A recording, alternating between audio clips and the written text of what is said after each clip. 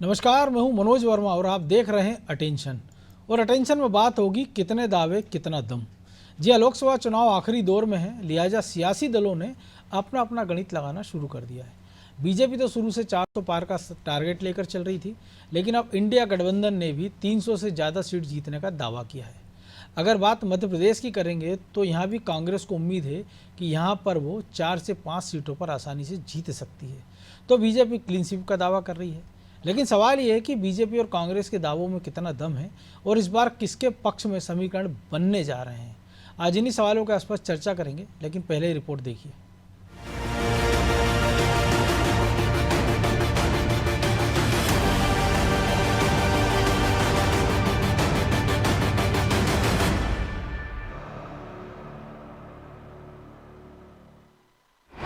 BJP ने दिया 400 पार का नारा, इंडिया गठबंधन ने किया 300 सीट जीतने का दावा।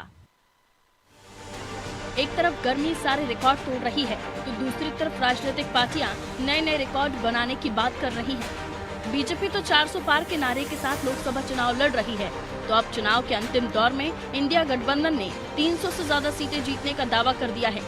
1 जून को कांग्रेस के राष्ट्रीय अध्यक्ष मल्लिकार्जुन खड़गे ने गठबंधन की बैठक बुलाई है। अटकलें हैं कि बैठक में प्रधानमंत्री के चेहरे को लेकर चर्चा हो सकती है, लेकिन इंडिया गठबंधन ने जो 300 से ज्यादा सीटें जीतने का दावा किया है, उसका आधार क्या है, या यूं कहें कि इस दावे में कितना दम है। खैर, ये तो खड़गे ही जाने, लेकिन मध्य प्रदेश में कांग्रेस पार्टी का ये भी दावा है कि करीब 4 से 5 सीटों पर वो कब्जा करेगी और यह आंकड़ा 10 सीटों तक भी जा सकता है। इतना ही नहीं, उसे तो भरोसा है कि अब की बार सरकार तो इंडिया गठबंधन की ही बनेगी। देखिए, दावा नहीं इंडिया गठबंधन का, ये सच्चाई है। ये देश जान रहा है, क्योंकि युवा हो, किसान हो, महिलाएं हो, इन्होंने अपने अपने अधिकारों का हनन देखा है इस सरकार में। तो हम लगातार महिलाओं की, युवाओं की और किसानों की लड़ाई को लगातार लड़ते रहे हैं और इन सब ने साथ भी दिया है। संविधान को बचाने के लिए जो हमने काम किया है, निश्चित रूप से ये निचले स्तर तक ये बात पहुंची है। अब इस दावे पर सियासी दंगल भी शुरू हो गया है। 400 सीटों के टारगेट के साथ चुनाव लड़ रही बीजेपी खड़गे के दावे को मुंगेरी लाल के हसीन सपने बता रही है। साथ ही 1 जून को होने वाली बैठक पर भी वो तंज कस रही है। बीजेपी दम भर रही है कि प्रदेश की 29 सीटों के साथ ही पूरे देश में बीजेपी मिशन 400 पार करेगी। देखिए, कांग्रेस पार्टी और उनका इंडी गठबंधन पूरी तरह जनता की विश्वसनीयता खो चुका है और जनता ने पूरी तरह नकार दिया। इसीलिए चुनाव के दौरान ना अपना नेता घोषित कर पाए, ना कॉमन मिनिमम प्रोग्राम घोषित कर पाए और अब इस तरह की कवायतें केवल नेता प्रतिपक्ष के लिए मिलजुल कर एक संगठित होने से ज़्यादा कुछ नहीं है। कांग्रेस पार्टी और उनका गठबंधन पूरी तरह समाप्त हो गया है। केंद्रीय गृह मंत्री अमित शाह भी अपनी सभाओं में 370 सीटें जीतने का दावा कर रहे हैं और पूरी बीजेपी को भरोसा है कि एनडीए 400 का टारगेट हासिल कर लेगी। तो आखिरी चरण में इंडिया गठबंधन 300 पार का दम भर रहा है, लेकिन किसका सीटों का गणित सटीक बैठेगा, किसके दावे सच साबित होंगे, जनादेश किसे मिलेगा, ये तो 4 जून को आने वाले नतीजों से तय होगा। ब्यूरो रिपोर्ट, अनादि टीवी।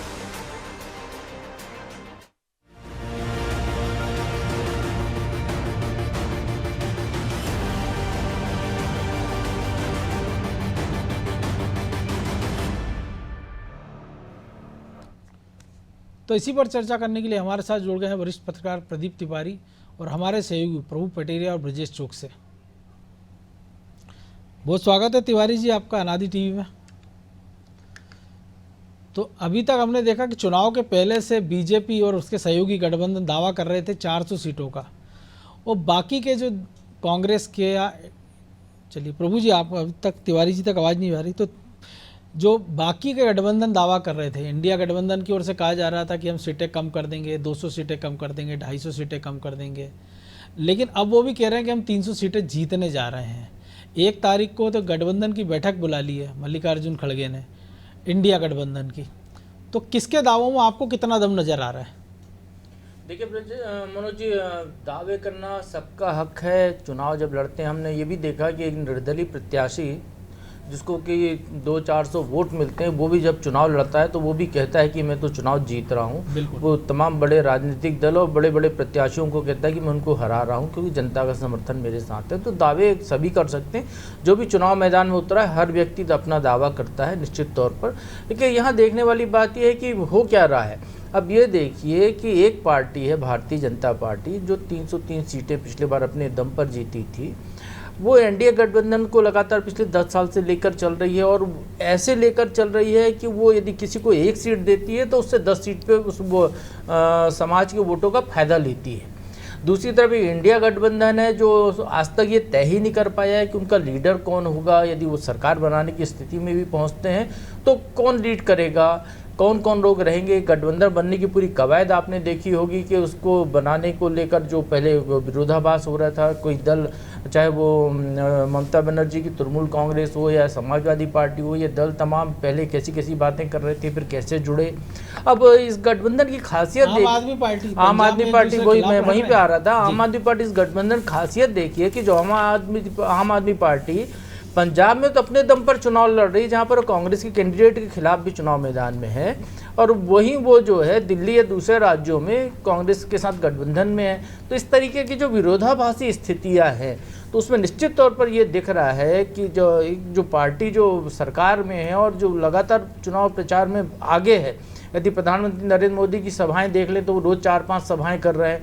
वहीं कांग्रेस की तरफ से जो बड़े लीडर राहुल गांधी की देखें तो 1 या 2 सभा से आगे नहीं बढ़ पा रहे हैं। तो निश्चित तौर पर वो हर मामले में अभी फिलहाल जो दिखाई दे रहा है वो एनडीए गठबंधन आगे दिखाई देता है। लेकिन 400 पार होगा या नहीं ये कहना अभी कुछ सही नहीं होगा, ये तो नतीजे आएंगे तब खुलासा हो पाएगा।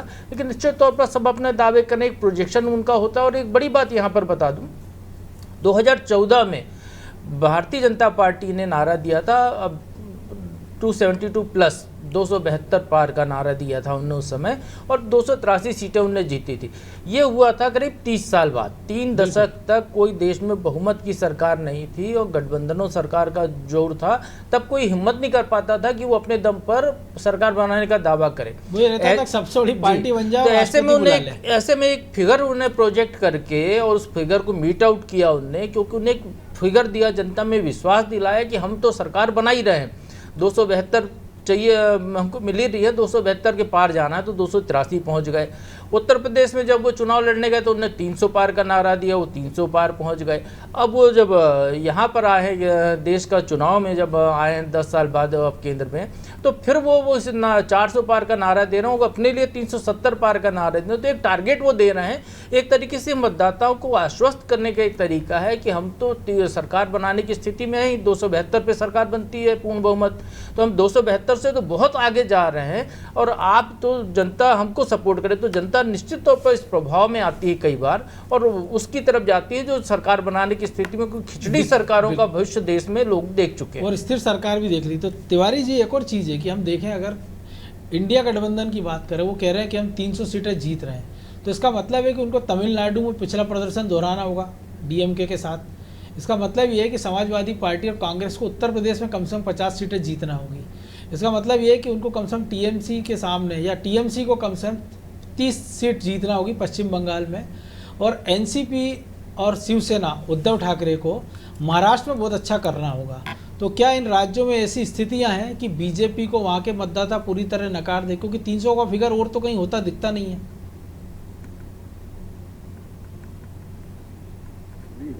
लेकिन इतनी जिस तरह से इंडिया गठबंधन दावा कर रही है कि हम 300 तो पार जाएंगे, तो मुझे ऐसा नहीं लग रहा है। कारण यह है कि आप देखिए तो चाहे उत्तर प्रदेश हो, बिहार हो या झारखंड हो, पश्चिम बंगाल हो, तो यहाँ गठबंधन बनने से इनको कुछ बेनिफिट तो हुआ है, लेकिन कोई ऐसा बेनिफिट जिससे इनको बहुत ज्यादा मार्जिन होने वाला हो चुनाव में या बहुत सारी सीटें निकल जाएंगी, ऐसा कुछ नहीं दिखाई पड़ रहा है। कुछ सीटों पर फर्क पड़ेगा, जैसे उत्तर प्रदेश में पिछली बार 65 के अबाउट बीजेपी की भी, तो हो सकता है 2-4 सीटें आगे पीछे हो जाए, लेकिन बहुत ज्यादा ऐसा फायदा दिखाई नहीं पड़ रहा है। पश्चिम बंगाल में भी बीजेपी बहुत स्ट्रांग पोजीशन पर खड़ी है, ममता बनर्जी के साथ इनका गठबंधन जरूर है, लेकिन वो उस तरीके से परफॉर्मेंस नहीं दे पा रहे जिस तरीके से देना चाहिए। साउथ में इनको जरूर थोड़ा मजबूत स्थिति में कांग्रेस कह सकते हैं, पर जो गठबंधन मिलने से तो कांग्रेस को तमिलनाडु, आंध्र प्रदेश और तेलंगाना, इनको थोड़ी कुछ सीटों पर इजाफा हो सकता है। लेकिन ऐसी पूरी जो सिचुएशन है, जिस तरह से राष्ट्रीय अध्यक्ष, कांग्रेस के राष्ट्रीय अध्यक्ष का बयान आया है, तो ऐसा कोई सिचुएशन नहीं है कि 300 के नियर अबाउट पहुंच रहे हैं। ये जरूर है कि कांग्रेस जो हतोत्साही थी उसको उत्साह बढ़ाने के लिए लास्ट चुनाव है और अंतिम चरण है, इसलिए उसको जनता के बीच में कैसे हम इसको ठीक करें, कैसे बेहतर हो सके, उसके लिए ये बात कह सकते हैं कि हम 300 के आंकड़े के आसपास पहुंच रहे हैं।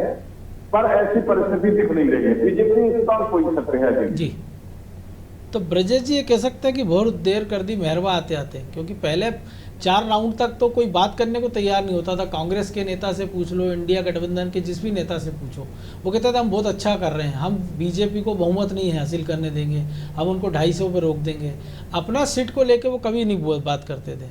लेकिन अब जब वो बात कर रहे हैं कि अब आखिरी चरण का चुनाव बचा है और अब खड़गे भी कह रहे हैं कि हम 1 तारीख को गठबंधन की बैठक बुला रहे हैं, चेहरा कौन होगा, नीति क्या होगी, इसको लेकर भी अभी तक अस्पष्टता है।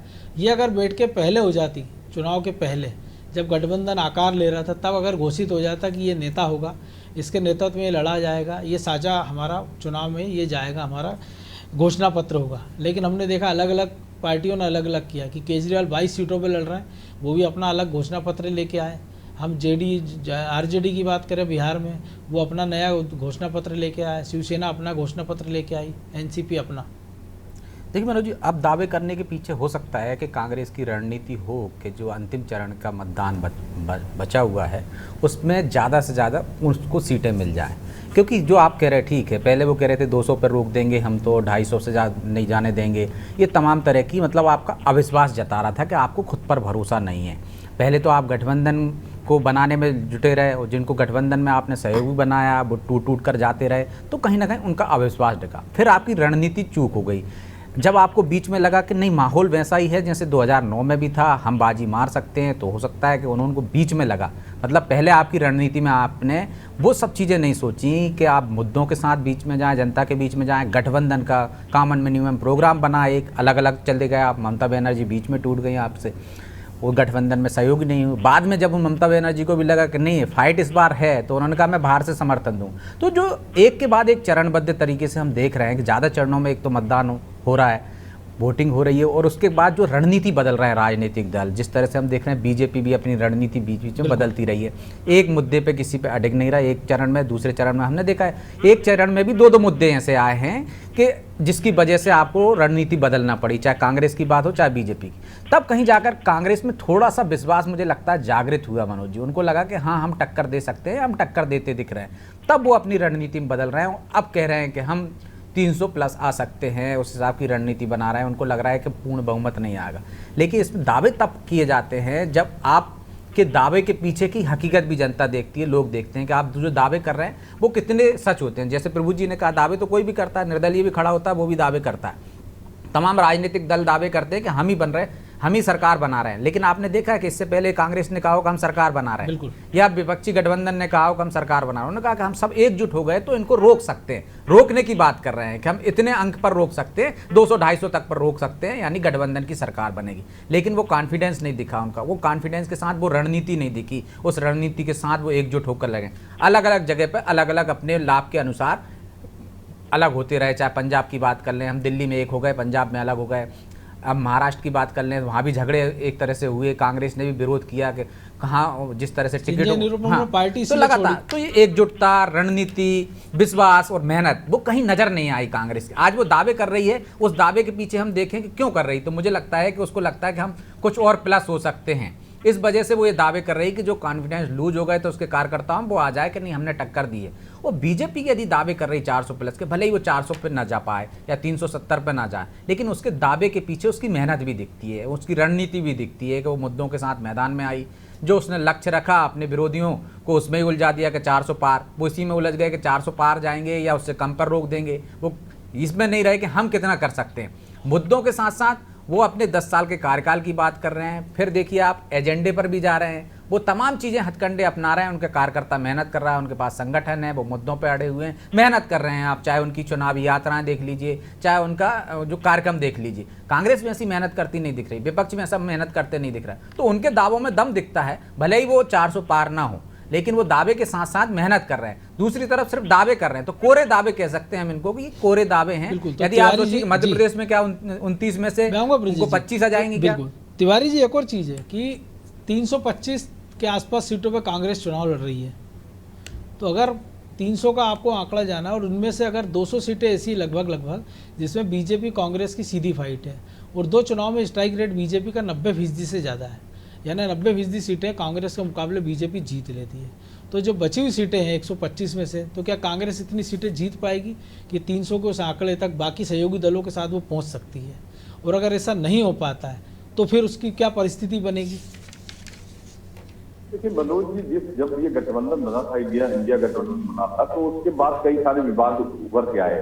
इसके बाद समीकरण का बदला और सीटों पर बंटवारा हुआ, सीटें तय हो गई। उसके बाद जब चुनाव में आए तो पहले चरण में तो इनको भरोसा ही नहीं था कि हम बहुत सारी स्थिति में हम आगे बढ़ पाएंगे।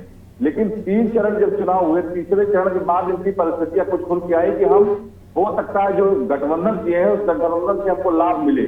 उस गठबंधन में इनको उत्तर प्रदेश, बिहार, झारखंड, फिर आपका वो पश्चिम बंगाल, इन जगहों पर इनको ये भरोसा होने लगा कि यहाँ लोगों की थोड़ा सा सरकार के खिलाफ भी नाराजगी है, कहीं ना कहीं इसका बेनिफिट लिया जाए, तो कांग्रेस का थोड़ा लवलेज जो बढ़ा है। और यही कारण है कि आप देखें तो ये अब ये बात करना चालू कर दिए हैं कि हम 300 के आसपास आंकड़े पहुंच रहे हैं गठबंधन को लेकर। लेकिन कांग्रेस ने आप देखें तो कांग्रेस ऐसी कोई मेहनत नहीं की है। उत्तर प्रदेश में देखें तो उत्तर प्रदेश में कई सारी रैलियां प्रियंका गांधी और डिम्पल यादव और इसके अलावा राहुल गांधी और अखिलेश यादव, कई सारे लोग मिलकर किए हैं, लेकिन उसका कुछ सीटों पर जरूर प्रभाव है। लेकिन जिस तरह से इनको ये लग रहा है कि हम वहां 30 से 40 सीटें जीत लेंगे उत्तर प्रदेश में, बिहार में हम जो समीकरण है उसको बदल देंगे, ऐसी परिस्थितियां नहीं। उस तरीके से कार्यकर्ताओं को इन्होंने तैयार भी नहीं किया। उसके पहले इन्होंने मेहनत भी उस तरीके से नहीं की। देखिए बीजेपी ने पहले से ये तय कर लिया था कि हमको एक एजेंडे को लेकर चलना है 400 पार का। 400 पार में 300 आंकड़ा वो मान के चल रही बीजेपी कि हमको 300 तक आना है, तो 400 पार का आंकड़ा दे दिया, जिससे आम जन में जो एक प्रभाव जाना चाहिए वो 400 आंकड़े का पार को लेके और चलने लगी है। और यही कारण है कि बीजेपी का जो हर बच्चा है, जो कार्यकर्ता है, जो जिले का संगठक है, वो सब उसी राह में काम करना चालू कर दिए। और यही कारण है कि 1.5 साल से लगातार बीजेपी ग्रामीण क्षेत्रों में 400 पार के नारे को लेकर और काम स्ट्रेटजी बना रही थी। और अंतिम परिस्थिति आई, कई जगह आप देखें तो जो वोट प्रतिशत कम हुआ है उसमें थोड़ी सी इनको जरूर दिक्कत है, लेकिन ऐसा कोई ऐसी स्थिति नहीं बन पा रही है जिससे कांग्रेस को बहुत ज्यादा लाभ मिलता है। क्योंकि प्रभु जी वैसे भी जीत का मार्जिन 200 सीटें लगभग ऐसी थी जो 2-2, 3-3, 4-4 लाख से पार्टी जीती थी।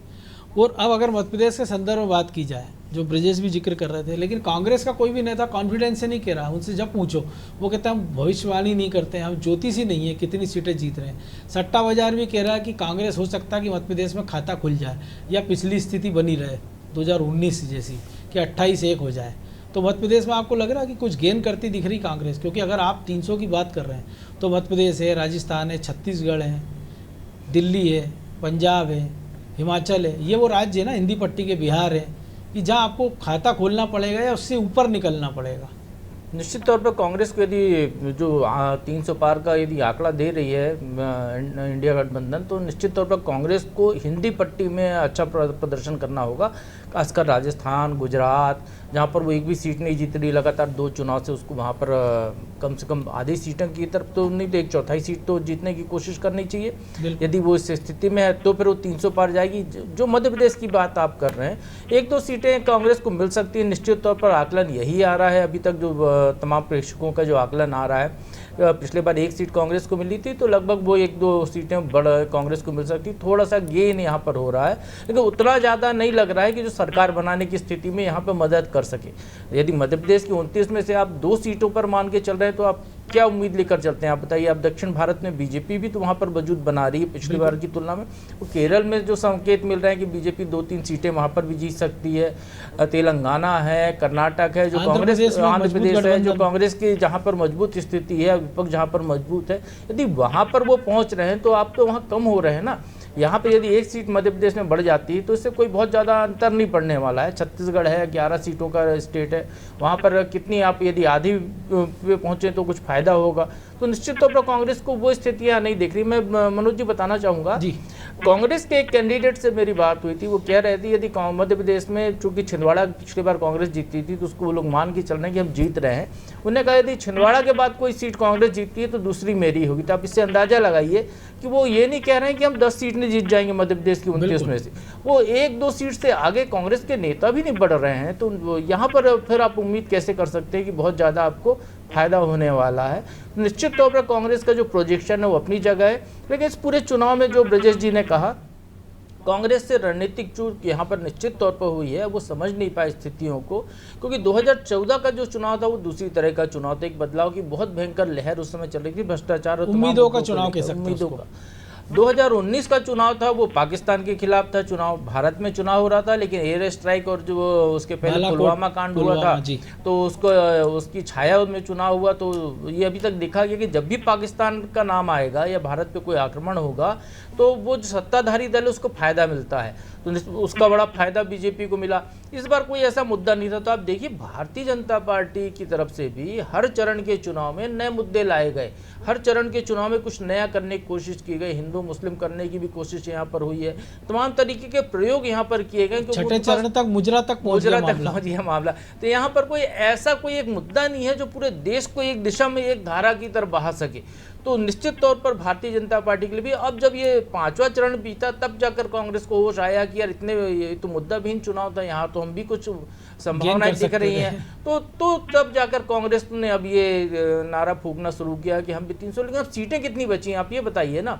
छठवें चरण में 58 सीटों पे चुनाव हुए हैं, अब अभी 50-60 सीटें और बची हुई हैं चुनाव के लिए। तो अब कहाँ यहाँ पर पूरा का पूरा ज्यादातर हिंदी पट्टी में जो कांग्रेस संघर्ष कर रही है, जहाँ पर पिछले 2 चुनाव से बीजेपी अच्छी सीटें जीती है, बीजेपी का स्ट्राइक रेट यहाँ पर ज्यादा है, वहाँ पर आपको बढ़ने की कोई उम्मीद ज्यादा दिख नहीं रही है। तो निश्चित तौर पर यहाँ पर गड्ढा ज्यादा है। जहाँ पहले कोशिश करनी थी वहाँ पर शायद चूक हो गई विपक्ष से। वो यदि पहले मेहनत करते, पहले पूरी एक साथ होकर आते, जैसा आपने कहा कि अब 1 तारीख को बैठ के नेता चुनेंगे, आप नेता पहले कर देते कि मोदी के सामने हमारा ये नेता होगा। अब इससे बड़ा मजाक और क्या हो सकता है। जिसने इंडिया गठबंधन की नींव रखी, जिसने इसको आकार दिया, वो व्यक्ति खुद जाकर एनडीए में जाके बैठ गया। तो निश्चित तौर पर आपके घर में इस फूट ऐसी पड़ी हुई है कि जिससे मतदाताओं में भरोसा आपकी तरफ नहीं आ रहा है। तो वो भरोसे का जो संकट है वो सबसे बड़ा नुकसान यहाँ पर जो है इंडिया गठबंधन की तरफ है।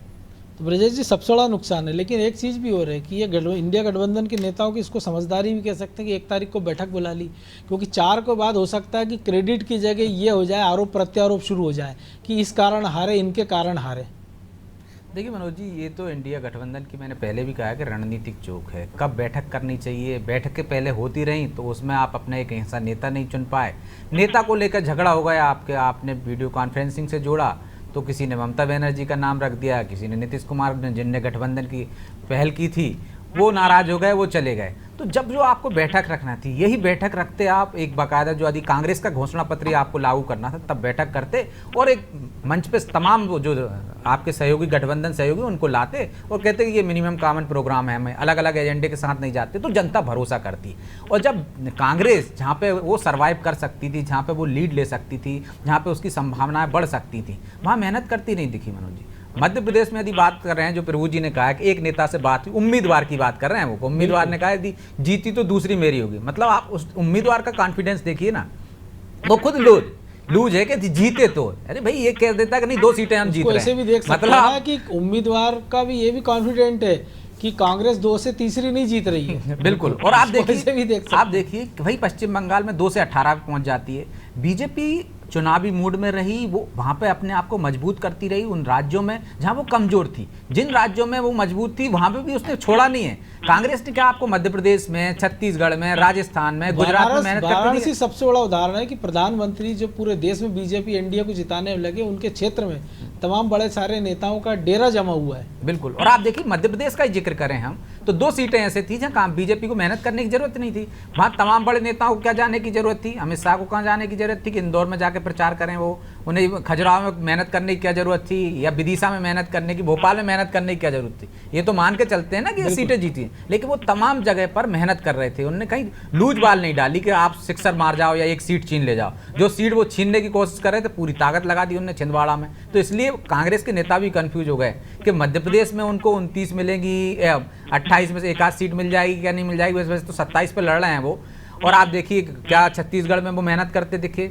उत्तर प्रदेश की हम बात करें, उत्तर प्रदेश में 65 मिली थी, पिछली बार बसपा उनके साथ थी, इस बार बसपा नहीं। आईपीएल का बुखार अभी भी उतरा तो कह सकते हैं कि नकल वाल डाल दी थी एनडीए ने और इंडिया गठबंधन उसकी चपेट में आ गया। बहरहाल वक्त इतना ही था, बहुत धन्यवाद। तो निश्चित तौर पर 300 या 400, क्योंकि सीटें तो 550 ही है, 554। अब कौन कितनी सीटें जीतता है ये तो 4 तारीख को पता लग जाएगा। लेकिन ये तो जरूर है कि कांग्रेस या इंडिया गठबंधन ने इसमें जरूर देरी कर दी कि जिस नए आकलन के साथ वो आए, अगर वो पहले चरण से जाते तो शायद कहानी कुछ और हो सकती थी। अटेंशन में आज इतना ही, मुझे दीजिए इजाज़त और आप देखते रहिए अनादि टीवी। नमस्कार।